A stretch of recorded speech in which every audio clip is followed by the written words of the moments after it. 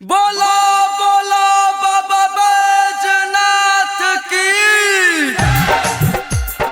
आप सुन रहे हैं रविंदर दीवाना को।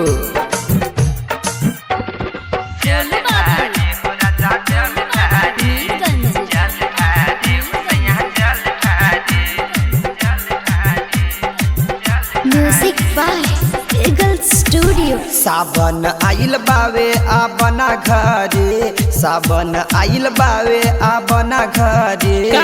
जल ढारे हो राजा जल ढारे, जल ढारे हो सैया जल ढारे। मंगल जाई ललना हो जोड़े जोड़े, मंगल जाई ललना हो जोड़े जोड़े। जल ढारे हो राजा जल ढारे, जल ढारे हो सैया जल ढारे। सावन आइल बावे आ बना घरे, मंगल जाई ललना हो जोड़े जोड़े। जल ढारे हो राजा जल ढारे, जल ढारे हो सैया जल ढारे।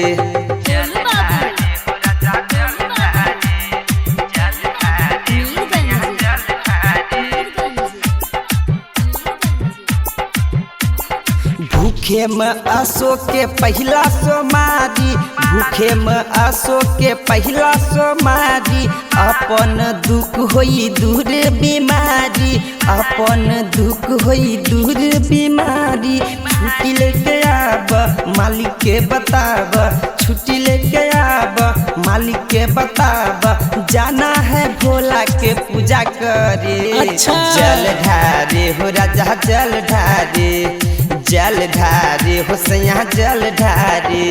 सावन आइल बावे आ बना घरे, मंगल जाई ललना हो जोड़े जोड़े। जल ढारे हो राजा जल ढारे, जल ढारे हो सैया जल ढारे।